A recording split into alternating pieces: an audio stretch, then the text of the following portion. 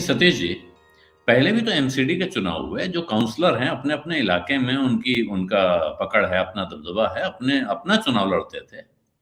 मोदी जी चुनाव लड़ेंगे और केजरीवाल चुनाव लड़ेंगे, और अगर ऐसा था तो केजरीवाल पिछली बार एमसीडी क्यों नहीं जीत गए भाई? और बहुत लोगों को यह शक भी था, एक कॉन्स्पिरेसी थ्योरी है कि केजरीवाल की बड़ी दिलचस्पी भी नहीं थी इसमें, क्योंकि वो सोचते हैं कि अगर एमसीडी भी मुझे मिल जाएगी तो फिर उत्तरदायित्व तो बहुत बढ़ जाएगा। लोग कहेंगे भाई ये भी तुम्हारे पास, वो भी तुम्हारे पास, अब करने को बचा क्या है? चलो सफाई करके दिखाओ। जैसे भी वो दावा कर रहे हैं कि हम कूड़े के पहाड़ हटा देंगे, तो ये तो कॉन्स्पिरेसी थ्योरी हो गई। लेकिन भाई आज क्या? तक राघव जी, मैं इंटरप्ट कर रहा हूँ आपको, एक इंटरप्ट हाँ। कर रहा हूँ। आप देखिए, दिल्ली में यमुना की बदहाली दिल्ली की बहुत बड़ी प्रॉब्लम में से एक है, और यमुना के ट्रीटमेंट की सारी जिम्मेदारी दिल्ली सरकार के पास है। केजरीवाल जिसकी अगुवाई कर रहे हैं लंबे अरसे से, और फुल मैंडेट, बढ़िया मैंडेट लेके कर रहे हैं। लेकिन पूछिए दिल्ली वालों से कि क्या जमीनी स्तर पे वो देख पाते हैं कि यमुना का जो बायोडायवर्सिटी है उसमें कोई सुधार हुआ, उसके पानी में, उसकी गंदगी में कोई सुधार हुआ है? बहुत हम्म, विजिबल चीज है। हम्म। और सबसे बड़ी चीज अगर हम मान सके तो उसका ताल्लुक उस पॉल्यूशन से भी है, जो जिस पॉल्यूशन की वजह से दिल्ली का दम घुट रहा है। तो नहीं, ये लेकिन एक मुकेश चीज जी ऐसी थोड़ा है। ना ये विषयांतर हो जाएगा, क्योंकि इसके पीछे एक दूसरी कहानी भी है कि अगर दिल्ली पहुंचने से पहले यमुना का 90% पानी निकाल लिया जाए, उसमें पानी पानी जो असली पानी है वो बचे ही ना, सिर्फ नलों का पानी ही दिल्ली तक पहुंचे, तो उसके बाद दिल्ली सरकार उसकी कितनी और कैसे सफाई करके उसको वापस नदी में बदल पाएगी, ये सवाल अपनी जगह है। मैं सतीश जी अब आपके पास आना चाहता हूं। ये इस सब के बावजूद क्या केजरीवाल ने नरेंद्र मोदी से ये सीख लिया है कि जैसे मोदी जी प्रधानमंत्री से, राष्ट्रपति से लेकर और जिला परिषद और नगर पालिका पार्षद तक के चुनाव खुद ही लड़ते हैं, वो जिसको खड़ा कर देते हैं वो उनके नाम पे जीतता है? क्या यही फॉर्मूला केजरीवाल ने सीख लिया है कि आप अपने यहां भी, म्यूनिसपैलिटी हो, विधानसभा हो, कुछ भी हो, मेरा फोटो लगाओ और मैं लोगों से कहूंगा आप मुझे वोट दो भाई, आप जो इसमें झाड़ू पे मोहर लगाओगे ये वोट मुझे मिलेगा और मैं आपके लिए काम करूंगा? बिल्कुल, एकदम आप जो कह रहे हैं बिल्कुल सही है। जो पर्सनालिटी सेंट्रिक पॉलिटिक्स की बात है, तो चाहे मोदी जी हो चाहे केजरीवाल जी हो, दोनों का जो तौर तरीका है और अपने तक केंद्रित रखने की बात है सारी चीजों को, वही है। दरअसल आलोक जी, मैं जो समझता हूं कि अभी केजरीवाल जो है दिल्ली मॉडल के विस्तारीकरण में लगे हुए। हम्म, तो विस्तारीकरण में लगे हुए हैं, इसका एक साथ दो नतीजे आएंगे गुजरात में और दिल्ली में। हम्म, मैं मानता हूं कि दिल्ली में उस दिल्ली मॉडल का जिसकी गूंज गुजरात में और जिसकी जी हनक से पंजाब में चीजें बनी, तो हम्म, उसका एक जनमत संग्रह भी अभी होगा दिल्ली में। और ऐसा लगता है पहली बार कि आप पार्टी ने, केजरीवाल ने इसको दिल्ली के विधानसभा सॉरी एमसीडी चुनाव को एक एक उसको एक बैटल माना है, एक उस तरह से लेके चल रहे हैं। अभी हम्म, तक तो 5 महीने 6 महीने तो कार्यकाल दूसरे एमसीडी के जो पुराने वाली थी, अगर बिल नहीं आता, कानून नहीं बदलते, तो अब तो 5 महीने पूरे हो जाते, क्योंकि तो चुनाव तो टाला गया था अंत में ना, अंतिम अंतिम घंटे में चुनाव टल गया कि भाई इसका हम्म, डिलिमिटेशन फिर से होगा, ये होगा वो होगा। हम ये कहना चाहते हैं, देखिए जो अभी बातें हुई उसमें ये तो साफ है ना कि एमसीडी बहुत मलाईदार चीज है। उसके पास हम्म, अधिकार, उसके पास पैसा, उसके पास संसाधन बहुत है। तो एक विस्तार में अगर कोई पार्टी जाएगी तो उसके लिए अगर संसाधन वहां मिलता है यहाँ पे, तो वो देखेगी।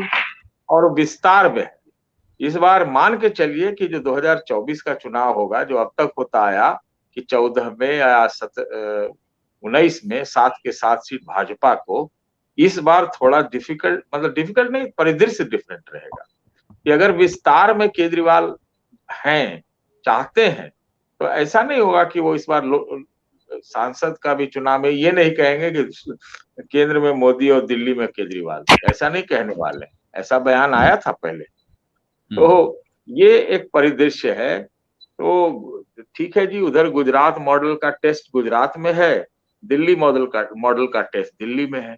ये बात भी सही है, इसीलिए कि इस बार केजरीवाल का सबसे ज्यादा चांसेस भी है एमसीडी में, क्योंकि कभी कह रहे थे सब लोग कि बहुत मेहनत से इस बार चुनाव लड़ने की कोशिश कर रहे हैं।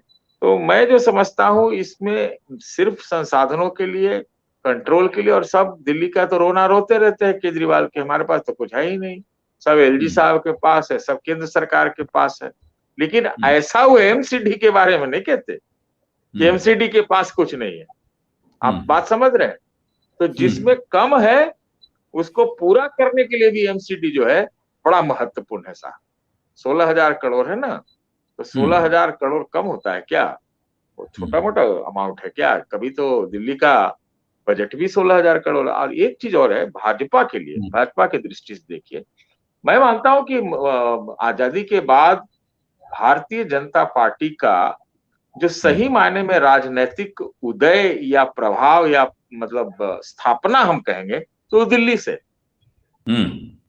वो भी एक एमसीडी मॉडल पे ही तो था उस समय 1950 के लगभग।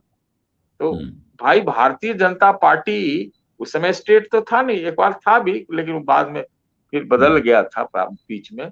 तो भाजपा भी एकदम लोकल पॉलिटिक्स की मतलब यहाँ पर वो एक उसको प्रतिनिधित्व करती थी। उनके लिए भी ये बहुत ज्यादा एक कंट्रोल करने की बात है। जैसे शिवसेना के लिए मुंबई का पीएमसी है, उसी प्रकार से बीजेपी के लिए दिल्ली में भी एमसीडी भी है, और कांग्रेस जमाने में भी एमसीडी जीतते थे वो।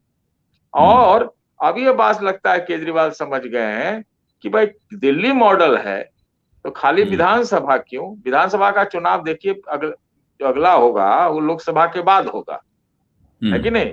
तो अगर एमसीडी में बढ़िया रिजल्ट आ गया, मान लीजिए बीजेपी यहां से डिस्पोजेस हो गई, मान लीजिए कि हो जाती है, ऐसा नहीं होता, डर तो उनको थोड़ा होगा ही, तो टल गया चुनाव और डिलिमिटेशन हो गया, बदल गया।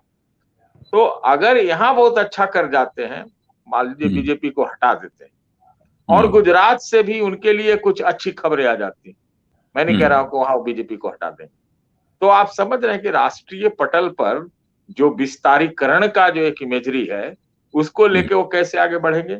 इसलिए स्टेक्स बहुत हाई है। और भाजपा हो सकता है वो अपना बी टीम और ये टीम और वो टीम यूज वाला भी जो होता है, ये बात तो सही है ना कि आप पार्टी की वजह से गुजरात में आप पार्टी का भी फायदा हुआ है और एक तरह से भाजपा का भी फायदा हुआ, बहुत फायदा हुआ। तो अगर हुआ है कि नहीं हुआ है तो पता चलेगा मेरा ख्याल है सतीश जी, लेकिन अभी तो इस बात का आकलन हो रहा है कि हुआ है। हम आकलन ही तो कर रहे हैं, हम कहाँ कह रहे हैं, हम तो आकलन ही तो कर रहे हैं। फायदा तो हुआ ही है, मैं समझता हूँ कि फायदा हुआ है। हम लोग कोई बात थोड़ी कर रहे हैं वहां पर कांग्रेस के चुनाव प्रचार की, हम तो वहां पर आप पार्टी के चुनाव प्रचार की बात कर रहे हैं।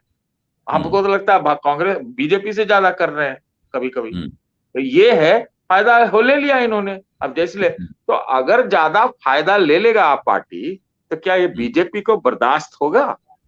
ये भी समझिए।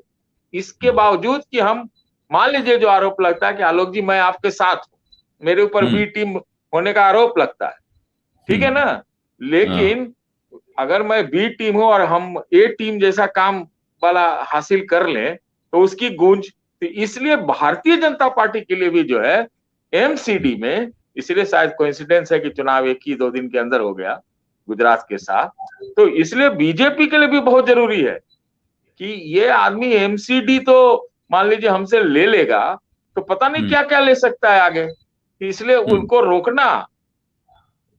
रोकना भी उनके वो में है, संसाधनों की दृष्टि से भी, और पुराना जो अतीत रहा है एमसीडी पे कंट्रोल और होल्ड का बीजेपी का, ये सब की दृष्टि से अति महत्वपूर्ण है। अनफॉर्चुनेट पार्ट ये है कि जो पार्टी भारत जोड़ो पे निकली हुई है, जिस पार्टी ने विधानसभा शीला दीक्षित के जरिए 15 साल यहाँ राज किया लगातार, वो पार्टी न जमीन पर है न सुर्खियों में तो नहीं रहेगी, छपेगी तो नहीं, वो तो जमीन पे भी है कि नहीं, ये तो टटोलना पड़ेगा और बहुत अच्छे से दूरबीन लेके टटोलना पड़ेगा। तो ये है एक पार्ट।